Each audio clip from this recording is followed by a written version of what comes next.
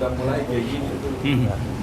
Innal hamdalillah nahmaduhu wa nasta'inu wa nastaghfiruh wa na'udzu billahi min syururi anfusina wa min sayyiati a'malina may yahdihillahu fala mudhillalah wa may yudlil fala hadiyalah. Asyhadu an la ilaha illallah wahdahu la syarikalah wa asyhadu anna Muhammadan abduhu wa rasuluh. Amma ba'du. Assalamualaikum warahmatullahi wabarakatuh.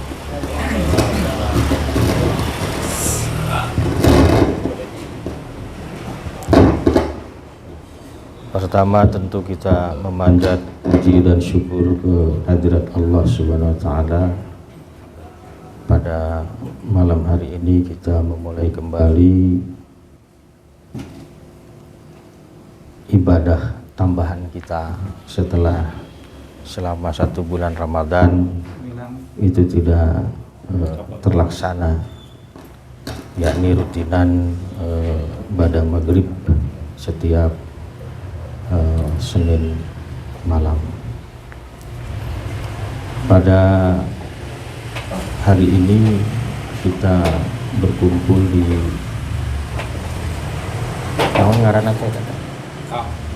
teras kafe.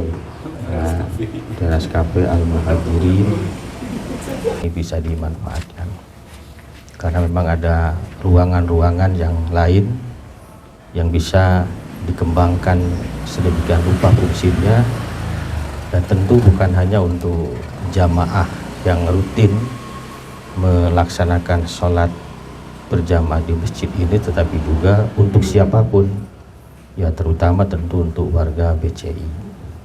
Ibu-ibu, anak-anak kan bisa memanfaatkan ruang perpustakaan, dan ini adalah tantangan kita bagaimana ruang-ruang yang terbatas ini bisa dimaksimalkan dan dioptimalkan fungsinya sesuai dengan tujuan masjid itu dibangun.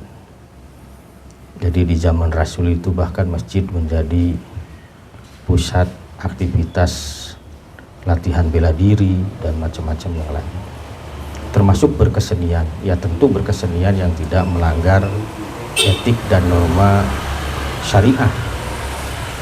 Itulah mengapa pernah pada satu ketika anak-anak muda Habasyah itu bermain rebana dan melakukan tarian perang, dan Nabi menonton, bahkan Siti Aisyah pun ikut menonton. Ya karena kan rumah Nabi dengan masjid itu dekat, jadi bisa dilihat. Baik, pada malam hari ini kita akan memulai dengan tafsir. Ya tentunya tafsir wajiz lah, tafsir yang sederhana.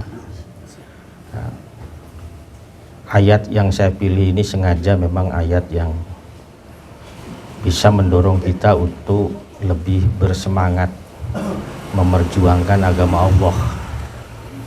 Karena meskipun bagaimana, kalau kita melihat, membaca di media sosial sekarang ini ada tren anak-anak muda yang disebut dengan free thinker itu, jadi berpikir bebas. Mereka mengenyahkan agama karena dipandang agama itu adalah barang yang sudah lapuk, sudah menjadi artefak, sudah menjadi situs kuno yang tidak bisa mengimbangi perkembangan dan kemajuan zaman. Dan mereka kemudian menjadi ateis. Nah, ini banyak sekali di media sosial, dan itu anak-anak muda. Tetapi pada yang sama di belahan bumi yang lain, di Eropa, justru kesadaran kembali kepada Tuhan itu tinggi sekali. Di satu sisi mereka meninggalkan agama lama, kemudian melakukan pencarian sedemikian rupa, dan ketika menemukan Islam mereka berhenti di Islam. Jadi ini adalah sesuatu yang luar biasa terjadi di zaman kita hari ini. Nah, oleh karenanya bagi kita tidak ada pilihan lain bagaimana cara menguatkan menguatkan pengakuan kita tentang keislaman kita, dan itu bagaimana kita wariskan kepada anak-anak kita yang akan meneruskan kehidupan kita ini, karena kehidupan kita mestinya diteruskan oleh anak-anak cucu kita, keturunan kita, dalam keimanan, dalam amal saleh, menjadi manusia-manusia yang taat kepada Allah. Nah, ini harus kita catat baik-baik. Baik, di dalam surah Al-Hajj, surah yang ke-22, ayat yang ke-78, ayat yang terakhir, Allah berfirman begini, A'udzubillahi minasyaitonirrajim, wajahidu fillahi haqqa jihadih. Wajahidu, dan hendaklah kalian semua berjihad. Kita maknai jihad itu berjuang, dan hendaklah kalian semua itu berjihad. Ini khitabnya ditujukan kepada kita umat Muhammad. Jadi siapapun kita yang mengaku umat Muhammad, maka ayat ini ditujukan kepadanya. Jadi lamun urang aya ngaku umat Muhammad, tak ayatnya ke urang gitu, lain ke batur. Jadi lain kieu wajahidu, kita arahkan tunjuk kepada orang rendah. Ini kita semua. Hendaklah kalian hai umat Muhammad berjuanglah fillahi, di jalan Allah. Para mufasir memaknai fillah itu fisabilillah, di jalan Allah. Haqqa, dengan sebenar-benarnya jihad. Jadi emang ada jihad yang tidak sebenarnya, ada. Pada satu ketika Nabi ditanya orang, ya Rasul, ada seseorang yang pergi ke medan perang, memanggul senjata, dan ia bertempur dengan musuh, tapi semata-mata supaya dia disebut pemberani, gagah, tidak ada rasa takut. Satu. Kemudian ditanya lagi Nabi, ya Nabi, ada juga orang yang pergi ke medan juang itu semata-mata karena ingin dilihat orang sebagai orang yang bertanggung jawab terhadap dirinya, yang harus membela agama Allah, tapi yang katanggar ku manusia. Dan ada pertanyaan yang lain. Apa jawaban Nabi? Man qatala, siapapun yang berjuang, yang berperang, ya, litakuna kalimatullahi al-ulia, fahuwa fisabilillah. Jadi Nabi tidak mengatakan salah, tidak. Tapi Nabi menegaskan bahwa siapapun orangnya yang berperang dengan tujuan menjadikan kalimah Allah itu tinggi, artinya berada di puncak, mengatasi semua kalam ajaran yang lain, fahuwa fisabilillah, maka itu yang disebut dengan fisabilillah.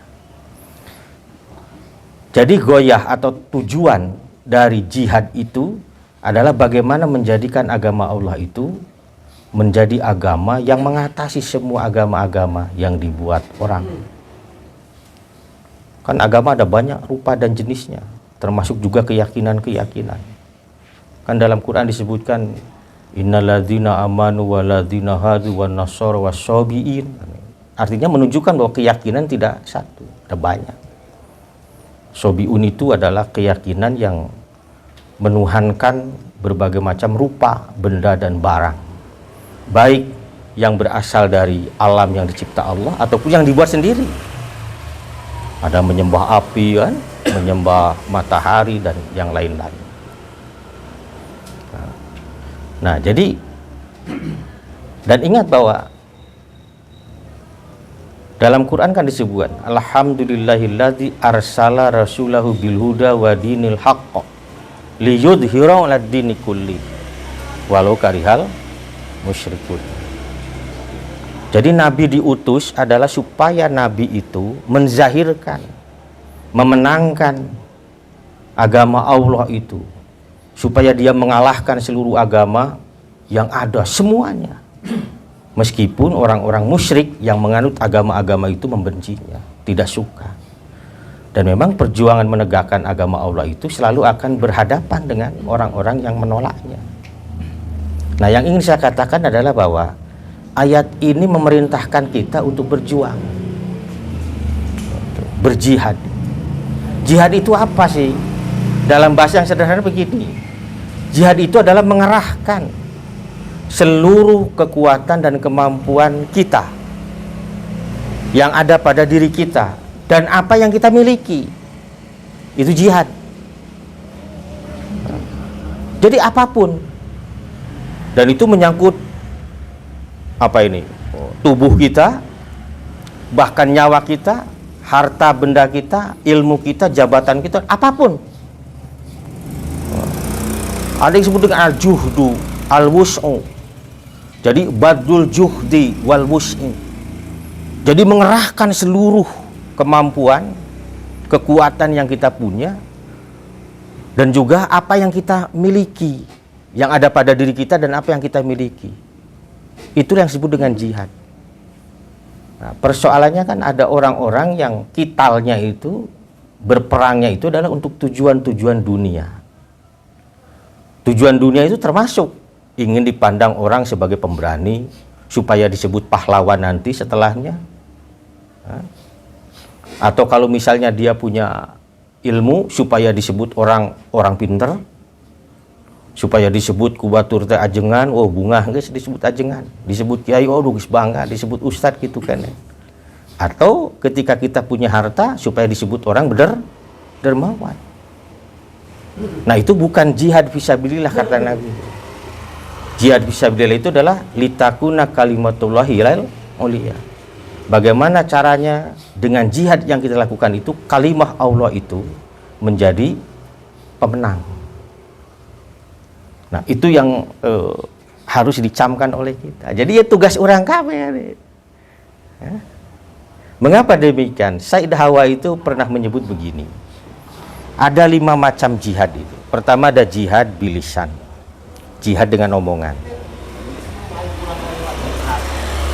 Ini bukan hanya menjadi tanggung jawabnya nu pinter ngomong, eta marek ahli pidato,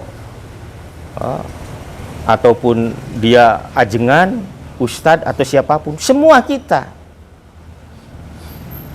Kan kita punya lisan kan? Ya enggak? Kita kan punya lisan semua. Numatak bisa ngomong kayak. Nah, bagaimana lisan kita ini kita dedikasikan untuk jihad di jalan Allah? Dengan cara apa? Yakni dengan cara amar ma'ruf nahi mungkar. Dengan apa? Dengan lisan kita. Mengajak orang lain kepada kebaikan, mencegah orang lain dari kemungkaran. Itu jihad itu. Kok bisa? Begini, saya kalau tidak salah pernah menyampaikan, mamin nabiyyin ba'asahullah fi ummatin qabli illa kana lahu hawariyuna wa ashab. Tidak ada seorang pun nabi yang diutus kepada suatu umat sebelum aku kecuali dia punya yang disebut hawari dan ashab. Jadi orang-orang yang setia mengikuti dia. Cirinya apa? 2 cirinya itu. Ya'khuduna bi sunatihi. Pertama, ciri pertama.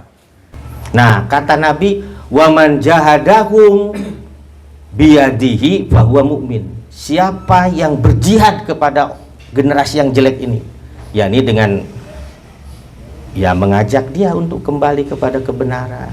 Duh, tong loba omong atuh lain orang setik-setik bebarengan gawean we.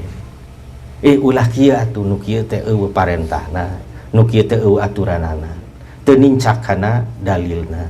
Nah, itu bagian dari. Tapi di sini dibiadihi dengan tangan. Para mufasir itu memaknai dengan tangan itu artinya dengan kuasa. Ya kalau ini pejabat pemerintah membuat aturan regulasi nu bener. Ayeuna ge bener.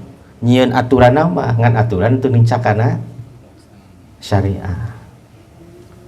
Ya contoh yang paling sederhana yang saya katakan kan begitu. Kemarin tuh pernah disinggung. Basnas itu alokasi untuk amilinya itu melebihi alokasi untuk fakir miskin. Bayangkan. Oh. Padahal dalam Qur'annya disebutkan innamas shadaqat lil fuqara wal masakin. Yang pertama tuh fakir dulu. Yang kedua miskin, baru yang ketiga amil. Ya mah amil tuh lah digedekeun.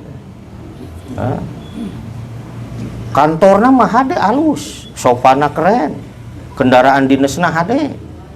Tapi fakir miskinnya loba keneh. Karena mereka tidak tersentuh. Tersentuhnya kadang setahun sekali. Saya tidak tahu. Mungkin nanti sekali waktu orang Basnas dipanggil ke sini. Jelaskan apa program mereka itu. Apa yang sudah dikerjakan. Mungkin kita bisa nanti kasih masukan.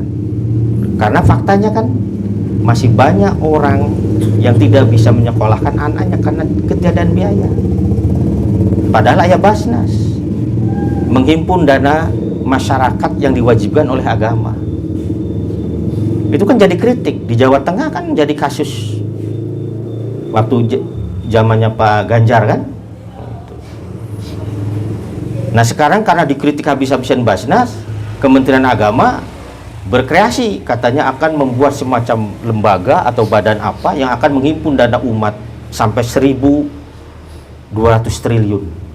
1,2 ya 1.200 triliun. Bayangkan. Katanya untuk mengentaskan fakir miskin. Nah, itu aturan dibuat, tapi apakah aturan ini sesuai dengan apa yang diperintahkan Allah? Padahal Allah itu sudah menegaskan komponen pengayoman ekonomi umat itu ada zakat, ada sedekah, ada hibah, ada hadiah, ada wakaf, apalagi itu? Ya, macam-macam itu. Mengapa itu instrumen itu tidak digunakan? Malah membuat sesuatu yang baru. Kemudian kita akan percaya kepada para pengelolanya. Berzakat wae anu kade itu sudah diselewengkan, apalagi dana yang tidak ada aturannya dari agama. Itu jihad lisan itu. Illam yastati fabilisani, kalau tidak mampu dengan tangan karena kamu tidak punya kuasa, teu boga tenaga awake leulesan, ya, lamun perang teu bisa manggul senjata, ya. Maka dengan lisan. Jadi jihad lisan itu bagian dari instrumen jihad yang bisa kita kerjakan. Oleh siapa? Kita semua. Kita bisa ngobrol dengan orang kan, lancar saja kalau ngobrol kan. Mengapa tidak disisipkan itu omongan-omongan kebaikan itu? Jadi nalika orang ngobrol teh ya, aya pesan-pesan kebaikan dari agama yang bisa kita sampaikan. Itu jihad lisan. Atau menegur orang ketika kemarin lah misalnya motor anu suarana tarik itu kan, kita dengan lisan kan memberikan teguran. Itu bagian dari amar ma'ruf nahi munkar, itu jihad lisan. Yang kedua jihad ilmu, jihad ta'lim. Nah, ini seperti begini nih. Jadi yang sekarang sedang berjihad bukan hanya saya, tapi bapak-bapak juga sedang berjihad ini. Sebab moal aya nu disebut mu'alim lamun eueuh muta'alim. Tidak ada itu yang namanya pengajar lamun eueuh nu diajarna. Nah, kedua ini adalah mujahid. Jangan padel orang teh mujahid, padel itu mujahid itu. Sekarang karena sedang hadir di majelis ilmu. Itu saja. Mengapa? Man kharaja min baitihi li talabil ilmi fahuwa fi sabilillah hatta yarji'a. Siapa yang keluar dari rumahnya untuk menuntut ilmu, maka dia sedang berjihad di jalan Allah sampai kembali pulang. Oh, luar biasa. Jadi jangan dikira yang sedang berjihad adalah yang ceramah nabu, lain. Nu ngadengikeun lagi. Asal ikhlas we hadirna. Ulah pada diulam ku Pak Aceng ini. Gitu ya. Ikhlas saja hadir. Itulah mengapa kan saya sejak awal Pancep ya, saya tidak akan peduli berapapun orang yang hadir, saya tidak akan peduli niat apa orang yang hadir itu ngaji. Pokoknya jalan. Saya pernah bilang, saya ngajar satu orang jalan. Nah, itu. Jadi itu prinsip jihad itu. tidak surut, tidak mundur hanya karena ini dalam konteks berilmu ya, peda sorangan gitu. Nah, kita bisa dalam kehidupan sehari-hari itu kan berbagi ilmu itu kan bisa. Dan ingat bahwa jihadut ta'limi itu bukan hanya mengajarkan yang bersifat agama, maksudnya itu dari Quran, hadis begitu, fikih dan macam-macam. Ngajar fisika, ngajar matematika, ngajar statistik, biologi, apalagi itu, kimia. Kalau itu ditujukan untuk menjadikan generasi atau manusia lainnya itu paham tentang hukum-hukum alam, yang itu adalah sunatullah, itu pun jihad. Nah, coba, kan sekarang itu orang Islam disindir. Hari bahasa nasional, ngewa ka kafir ya orang, tapi pakai HP, hari HP di jenak usaha cina orang kafir, laptop di jenak usaha orang kafir. Nah, jangan sampai meskipun tidak tepat ya, ungkapan-ungkapan itu jangan sampai kemudian terus diarahkan kepada kita sebagai tuduhan bahwa kita adalah komunitas yang lemah karena tidak menguasai ilmu dan teknologi. Contoh ayana Iran diboykot 46 tahun. Kaget, dunia tuh kaget hari ini. Negara anu diboykot, negara yang di apa namanya itu ya, di embargo itu bisa sampai membuat balistik yang sekian ribu kilometer dengan daya ledak yang luar biasa. Drone-drone ya, anu pesawat tanpa awak itu bisa menghancurkan pangkalan-pangkalan militer di seluruh wilayah Teluk itu luar biasa. Kaget itu, ternyangka, padahal dia di embargo itu ya. Mungkin kalau transaksi mah ada, cuma di bawah itu kan sampai berapa itu, sekian ratus item itu yang dunia tidak boleh berhubungan dengan Iran. Tapi coba itu para pemimpinnya doktor semua itu, dan dokternya teh dokter matematik, dokter apa itu, pokoknya mah ini apa namanya, hal-hal yang bersifat saintifik, luar biasa itu. Tapi memang ujungnya teh aya apal Quran. Jadi dia dokter matematik, dia dokter kimia, dia dokter fisika, dia dokter astronomi, itu dokter semua itu. Tapi selalu di bawahnya itu dia hafal Quran. Itu kehebatan. Dan para pemimpin Iran itu hidupnya sederhana sekali. Ini kan tidak terekspos. Kita tahunya Iran teh naon cenah? Syiah. Syiah teh beda jeung bener, ada perbedaan. Jangankan dengan Syiah, antar Sunni saja ada perbedaan. Bahwa perbedaan tajam iya, dalam aspek tertentu. Tapi pan kieu, kata Nabi ini ya, man yashhadu an la ilaha illallah wa ani rasulullah asoma mini dima'uhu wa malhu wa irduhu. Siapapun yang bersaksi bahwa tidak ada ilah kecuali Allah dan aku ini utusan Allah, maka berarti dia terpelihara dariku. Apanya itu? Darahnya, hartanya, dan kehormatannya. Jadi kan sok ayeuna tanya orang, atau ada hadis yang lain yang menyebut siapa yang sholat menghadap kiblat kami, kan yang ke Ka'bah maksudnya, itu adalah dari golongan Muhammad yang haram kita untuk memeranginya. Ayeuna saya nanya ini, hari itu salat kene teh si ahli salat teh, salat masih maca Quran. Jadi aya ya karena saya pernah diskusi dengan Ustadz Zia, jadi memang dia seperti yakin bahwa ada sesuatu yang berbeda terkait dengan Al-Quran.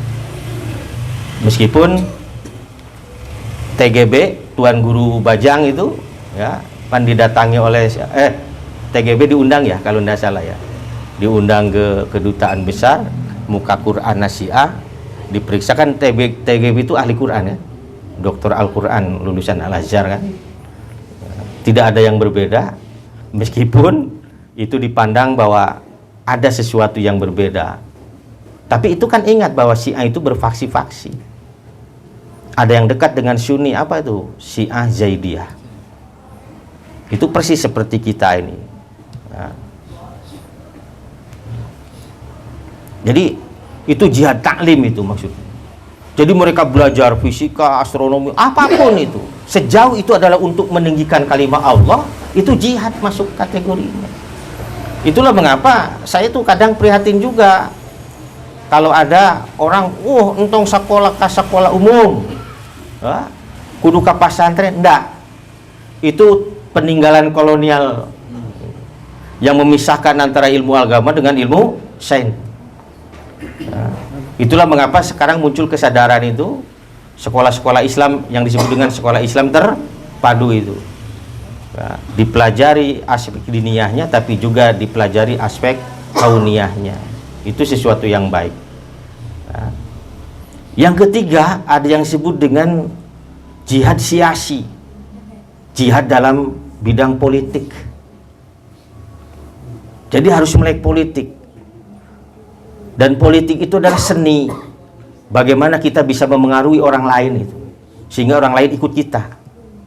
Coba, saya betul-betul ini karena yang terjadi hari ini saja ini Pak Anang ya. Saya membaca itu statement orang ya, karena ayana ramena ke perang Iran. Itu diksi yang digunakan oleh Amerika, pejabat Amerika dengan pejabat itu jauh sekali. Dan kita tahu bahwa orang Persia itu memang memiliki kemampuan berpikir logis yang luar biasa, kemampuan filsafatnya luar biasa. Dan tentu orang yang belajar filsafat terlebih didasari oleh Al-Quran, yang muncul adalah wise, kebijaksanaan. Itulah mengapa diksi yang digunakannya itu bagus sekali, tapi menohok, kena jantung. Ketika menteri luar negerinya diancam dibunuh, justru mati itulah yang kami sedang kejar. Daripada hidup bertekuk lutut katanya di kaki musuh. Kematian itu justru yang kami kejar. Bayangkan itu. Siapa memang yang tidak takut kalau orang yang terhadap orang yang tidak takut mati. Kematian di jalan Allah itulah yang dikejar oleh kaum mukminin. Kurang acan bisa gitu. Ya, numatak tadi lah. Jihad dalam bidang politik itu, misalnya masuk parlemen, masuk pemerintahan, ini silakan. Tadi haram. Anu teu meunang mah lamun aya ajengan, aya ustad, aya kiai, meuni seresep bolak-balik ka panto istana. Diundang ku presiden teh bunga. Asa gagah, asa gaya, aing diundang ku presiden. Justru terdapat kehinaan yang luar biasa dalam konteks diniyah itu. Imam Malik itu dipanggil oleh Harun al-Rasyid. Apa dia bilang? Mestinya dia yang datang ke saya. Terlalu hina bagi saya untuk mendatangi pintu dia. Sampai dia dihukum kan? Imam Ahmad bin Hanbal bagaimana dia tidak mau tunduk kepada istana. Heusinanjeun fatwa yen Quran teh makhluk. Imam Ahmad menyebutkan bahwa Quran itu adalah kalam Allah. Dipaksa ku penguasa supaya Al-Ma'mun ketika itu supaya dia memberikan fatwa bahwa Quran itu adalah makhluk. Dia tolak. Sok ayeuna ajengan urang neangan dalil keur menerkeun naon jadi kahayang penguasa. Itu harus diakui. Kualitas keulamaan hari ini dengan yang dulu tuh jauh sekali. Mereka meninggalkan pintu-pintu istana itu, menepi, mengajar umat saja sibuk. Jadi tidak ada kebanggaan ketika datang ke pintu sana. Sedih mereka tuh. Contoh yang paling baik siapa? Abu Nawas. Itu bukan tokoh fiktif itu, tokoh benar nyata itu. Abu Nawas itu pemuda nu gawenangan mabok we. Mabok memang, beragajul memang. Sehingga dia menulis puisi itu banyak puisi-puisinya menyanjung keduniaan, wanita dan macam-macam. Sampai nanti ada pertobatan yang luar biasa. Tapi karena kecerdasan itulah dia sering dipanggil ke istana. Jadi dia dipanggil ke istana untuk ditanya. Jadi ketika para kodi itu tidak bisa memecahkan suatu persoalan, itu Abu Nawas nu dipanggil nanti. Orang nyebutnya Abu Nawas, sebenarnya Abu Nuwas. namanya panjang ada, saya pernah mencatat itu. Ya, itu hidup di tahun 700, ya sekitar 500 atau 700 itu di Abbasiyah, zaman Harun al-Rasyid. Itu Abu Nuwas, luar biasa. Itu jihad ta'limi. Jadi silakan, nggak apa-apa berpolitik itu. Nah, itulah mengapa ada ungkapan dulu Pak Nurulis Majid, ya apa katanya, Islam yes, Partai Islam no. Ya mungkin beliau melihat bahwa partai-partai Islam kurang beres, bisa jadi ya. Nah, komo ayeuna nama unu beres memang. Ya. Nah, mudah-mudahan lamun orang gabung partai politik bisa memeres gitu. Ngan jigana rada hese. Itu. Yang keempat itu tadi yang ketiga ya. Yang keempat ada jihad bil yad wan nafs. Yaitu tadi dengan nyawa kita, dengan jiwa dan raga kita. Dan yang terakhir ada jihad mali, jihad dengan harta benda. Itu wajahidu fillahi haqqo jihadi. Kita bisa berjihad dalam 5 ini. Mana yang kita mampu kira-kira? Jihad dengan tangan, kita belum punya kuasa apapun sehingga kita tidak bisa merubah kehidupan ini ke arah yang lebih baik karena kita tidak punya kuasa. Tapi lah misalnya model Pak Ian punya kuasa, RT jabatan Pak Edi itu RT bisa itu. Untuk lingkup apa? Untuk lingkup terkecil kan? Itu di kewilayahan yang terkecil itu bisa. Sok nyen aturan naon sesuai jeung aturan Islam yang bisa lebih mensejahterakan, silaturahmi warga lebih terjalin dan macam-macam yang lain. Silahkan. Ya, itu. Jadi siapa yang bisa jihad dengan kekuasaan? Pak Ian sareng Pak Edi. Nah, itu sekarang. Silahkan. Yang kedua jihad bilisan, semua kita itu bisa. Urang sadayana tiasa jihad ngan lengkepan ku ilmu.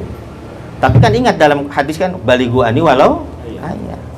Sok asal kita faham dengan apa yang kita dapatkan, boleh kita sampaikan kepada orang lain, tapi tentu akan lebih baik kalau sebelumnya kita sudah melakukan. Karena menyampaikan sesuatu yang sudah dilakukan itu lebih ringan. Ya, dikisah. Kemudian kalau jihad siasi, ya ini bisa tidak kita masuk pada wilayah kekuasaan, kemudian kita tegas mengingatkan pemerintah. Karena begini, Abdulul jihad kalimatul haq inda sultanin jair. Itu dalam hadis itu. Seutama-utama jihad itu adalah menyampaikan kebenaran di hadapan penguasa yang zalim. Dan itu bisa kita lakukan sebenarnya semua. Ya sekarang melalui media sosial. Kan Pak Prabowo pun punya akun Twitter. Nah, kita bisa langsung Pak Kuma ya terjadi kekisruhan di warga ya. Harga-harga naik misalnya. Nu balik tuh Pak, betul naon. Oh, sebab bahasa di media sosial guys. Wah, ancur-ancuran itu. Lu ente gua naon we gitu. Oh, dasar bajingan bangsa. Oh, segala rupa keluar kalimat gitu. Ya tentu kalimatul haq dengan cara yang hak kita sampaikan. Kemudian yang keempat jihad bil yadi wan nafs, artinya jihad jiwa raga kita. Yang terakhir ada jihad harta. Itulah mengapa dalam Quran disebutkan wajahidu fillahi bi amwalikum wa anfusikum wa alsinatikum, bahkan dalam hadis Nabi itu berjuanglah kamu di jalan Allah itu dengan dengan hartamu, jiwamu dan lisanmu. Nah itu 3 ini bisa kita lakukan semuanya dalam waktu yang bersamaan atau salah satunya kita bisa lakukan. Jadi tidak ada sesungguhnya orang Islam yang lepas dari kewajiban ini, karena semua kita punya lisan paling minimal kan. Kalaupun misalnya kulisan ge kelu, bisa berjihad dengan hati kita. Dalam hadis yang tadi itu terusannya begini, fabi qalbihi walaisa waro azalika minal imani habbatu khardalin. Jadi kalau lisan pun kita tidak mungkin, hatilah kita. Dengan cara apa? Mengingkari perbuatan-perbuatan buruk yang terjadi di luar sana. Pada juga sama kita berdoa kepada Allah agar Allah memberikan perubahan. pada pelaku-pelaku kejahatan itu. Jadi tidak ada orang yang tidak bisa berjihad. Bahkan dengan tadi itu sekedar saya tidak mau ikut, itu sudah merupakan jihad. Itulah mengapa kemudian siapa keluarga Ammar bin Yasar itu, ibu bapaknya sampai dibunuh, itu karena dia menolak untuk kembali kepada agama leluhurnya. Enggan. Itu sajalah, karena setelah Isya kan ada acara lagi ya. Leres teh. Atau ayeuna ngumpul. Ada kan? Itu saja. Insya Allah pekan depan ini karena ada request, kita akan bahas tentang tahiyatul masjid. Nah, Bapak ada pertanyaan apakah tahiyatul masjid bisa dilakukan di seluruh tempat yang biasa kita gunakan untuk sholat atau tidak? Iya, kasuk masjid ya sih. Ya, kalau buat masjid sana sih. Itulah mengapa saya ke Pak Edi bilang, ke Pak Yudi bilang, ke Pak Slamet bilang, kita akan menjadikan tempat ini nih, ruangan ini sebagai apa? Itu. Hari eta nu dihandap masjid sana saya. Teras masjid. Tahiyatul masjid itu dirinya. Urang bahas ya. Itu. Di mall aya tempat sholat tuh, aya masjid lain. Nah, itu lah. Tapi kumaha mun cek mall masjid ya. Nah, itulah nanti kita akan bahas. Ya. Terus aya ya di Juru Lembur aya tajuk surau leutik. Nah, urang nyebutna langgar, nyebutna tajuk atau surau leutik. Wah, teu tahiyatul masjid aya lain masjid. Nah, bener gitu. Itu nanti kita akan bahas. Itu saja mungkin. Aku lu kalada astagfirullahaladzim subhanakallahumma bihamdika asyhadu an la ilaha illa anta astaghfiruka wa atubu ilaik. Wassalamualaikum warahmatullahi wabarakatuh.